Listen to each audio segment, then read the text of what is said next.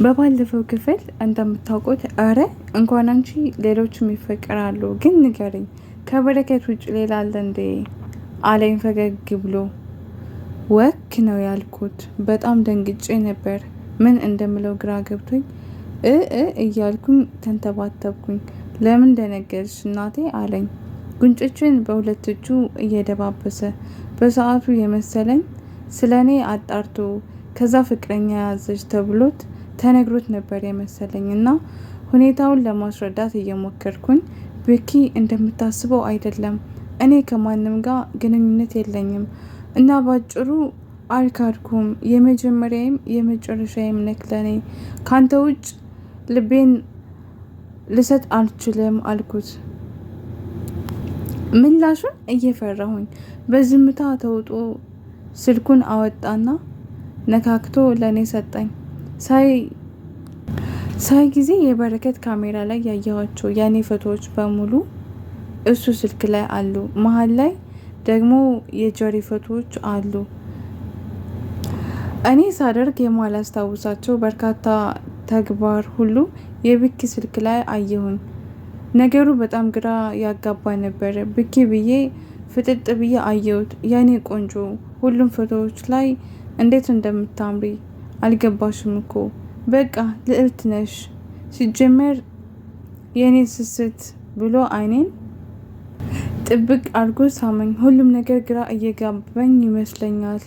ስለዚህ ለማወቅ እየጓጓሁኝ ብኪ ምንድነው በረከት እንዴት አወከው? ይህ ሁሉ ፎቶ በምን አገኘው? ሲቀጥል ጆሪን ከየት አወካት? ፎቶዋ የአንተ ስልክ ላይ ምን ያደርጋል? ደግሞ እባክህ እመነኝ፣ ምንም ግንኙነት የለንም። እኔ እሱን አልወደውም። በርካታ ነገሮችን እየለፈለፍኩኝ ላሳምነው ስሞክር በከንፈሮቹ ዝም አሰኘኝ። ተረጋጊ፣ አንቺ ራስሽን ከምታምኙ በላይ እኔ ራሴን ከማምነው በላይ አምንሻለሁ እሺ ብሎ በአንዴ አረጋጋኝ። እሺ ስለ ፎቶው ንገረኝ አልኩት። ማወቅ ፈልጌ ነበር።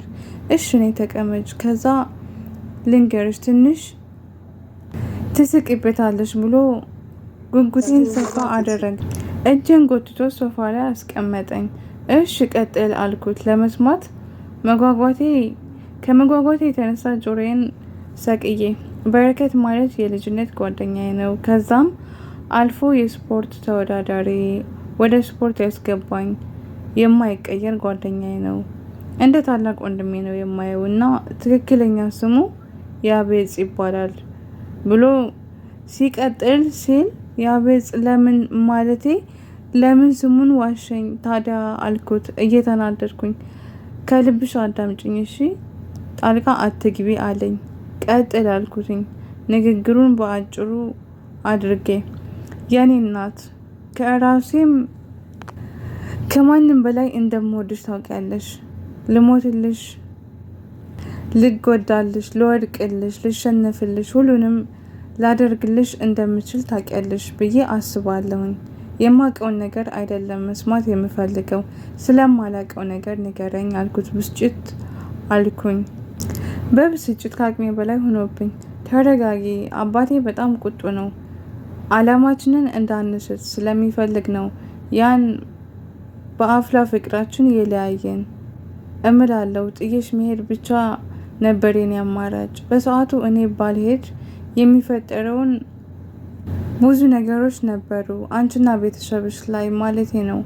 እኔ ባልሄድ ደግሞ በእርግጠኝነት በትምህርትሽ ትደክሚ ነበር። እሱ ቢቀር ግቢ የሚሄድ ፍላጎትሽን አስጥልሽ ነበር። ስደውይ ያላነሳሁትኝ ጥፋት ኑሮብሽ ሳይሆን የኔ ጥፋተኝነት እያጠቃኝ ስለነበረ ነው። ትናፍቂኛለሽ፣ ላውራሽ ፈልግና አቅማጣለሁኝ አለኝ። ከልቡ ነበረ አወራሩ። ላቋርጠውም አልፈለኩኝም። ሳስበው ግን በሆነ መንገድ ልክ ነው። ምክንያቱም አሁንም እንኳን መጥቶ እሱ ጋር ሲሆን ተመልሼ መሄድ እንዳለብኝ እረሳዋለሁ። ከሱ መለየቱን እፈራና ምን አለ ባልሄድክ እላለሁኝ። እውነቱን ለመናገር በበቂ ሁኔታ ተረድቼዋለሁ። እሱም ልክ ነው። ንግግሩ የብዙ ነገሮችን መፍትሄ ሆኖልኛል። አይፈታም የተባለው የልቤ ቂም በንግግሩ ርህራሄ አድርጓል። እሺ ጥለከኝ መሄድክ ይቆይና ስለ በረከትና ስለ አንተ ንገረኝ አልኩት። በረከት ማለቴ ያቤጽ በረከት ያቤጽ ምን አለክ? ቆጣ ቆጣ አልኩኝ። በቃ እንደነገርኩሽ ነው ጓደኛዬ ነው አለኝ በተረጋጋ መንፈስ። ፈጣሪ ትዕግስቱን ስጠኝ እባክህ። እሱን እኮ ነገርከኝ። የአንተ ጓደኛ እንዴት አወቀኝ? ይህ ሁሉ ፎቶ አንተ ጋር ምን ያደርጋል? ምን ብሎ ነው የነገረ ብዬ የጥያቄ ማዕት አበዛሁበት። በአጭሩ ያቤጽ ጓደኛዬ ነው። አዲስ አበባ ዩኒቨርሲቲ ነው የሚማረው። ስለ አንቺ ሳጣራ ደግሞ እዛ እንደደረስሽ አወኩኝ። እኔ ምን ያህል እንደጎዳሁሽ ስለማቅ የረሳሽውና የጠላሽው መስሎት ተሰማኝና ለማረጋገጥ እሱ እንዲቀርብሽ አደረኩኝ። አንቺ ግን ልዩ ነሽ የኔ ልዕልት፣ ቃልሽን ጠብቀሻል። ቃል እንደገባሽውም ቃልሽን ጠብቀሽ አገኘሁሽ አለ ፈገግ ብሎ። በጣም በተቃራኒው ግን በጣም ተናድጃለሁኝ። በፍቅር መሀል ፈተና መፈተን ምናምን በጣም አስጠሊ ነገር ነው። ፍቅር መተማመን፣ ማመን፣ መታመን ነው። እንደኔ ለሞከራችሁ ያልጠራጠራችሁ ነገር ቢኖርም ራሱን መጠየቅ ማረጋገጥ እንጂ መፈታተን መፍትሄ አይደለም። ሙሉ ቀን የሰጠኝን ደስታ ነጠቀኝ። በጣም ነበር የተናደድኩት። እንዴት እንደዛ ታደርጋለህ እያልኩኝ እየጮኩኝ ሸሸሁትኝ። ትደሰሻለሽ ወይም ትስቂያለሽ ብዬ ጠብቄ ነበር። እንደዛ ነበር የመሰለው። ሁኔታው አስደነገጠው። ፍዝዝ ብሎ እየተመለከተኝ ነው። ምን ሆነሻል አቡ አለኝ ለመቅረብ ራሱ እየፈራ። ፈጣሪ ሆይ እርዳኝ። ረሳክ? ጥለከኝ ሄደክ ራሱ እኔን ትፈትነኛለክ እንዴ? ካላመንከኝ እኮ መተው ነበረብህ። እንዴት ታስፈትነኛለህ በዚህ ልክ? በበረከት ጀሪ ምን ያክል እንደምታፈቅረው ብታቅ ይጸጽት ነበረ። እሷ ወዲያው ፍቅሯን ልትገልጽለት ስትል ካሜራው ላይ ያሉትን ፎቶዎች በማየቷ ምን ያክል እንደተጎዳች ታውቃለህ? ከኔ ጋር ተጣልተናል። አንደኛ እና ብቸኛዋ የልብ ጓደኛዬ ከምላት ሴት ጋር ነው ያጣላከኝ አልኩት በጩኸትና በንዴት ብዛት። እንዴ ምን ማለት ነው? ያቤጽ እኮ ኢየሩስን የኔ ጓደኛ ጆሪ በጣም ነው የሚያፈቅራትኝ። አብረው አይደል እንዴ አለኝ። በጣም ተናደድኩኝ።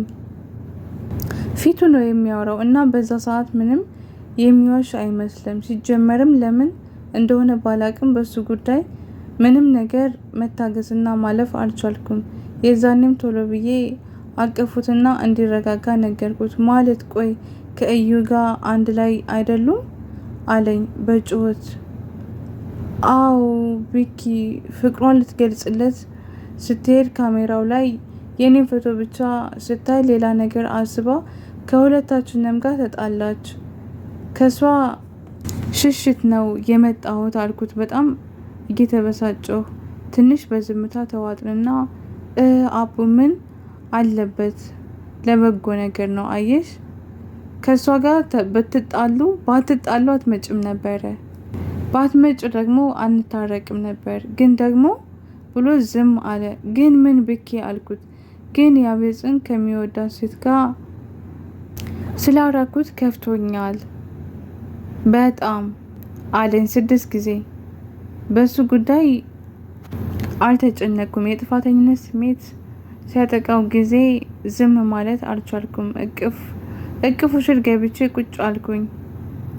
አልረፈደም ቢኪ፣ እዛ ድረስ መሄድ አለብን፣ እንሄዳለን አለቀ አልኩት። እሺ መጀመሪያ ላውራው ብሎ ያቤጽ ጋር ደወለ። በጣም ረጅም ሰዓት አወሩ።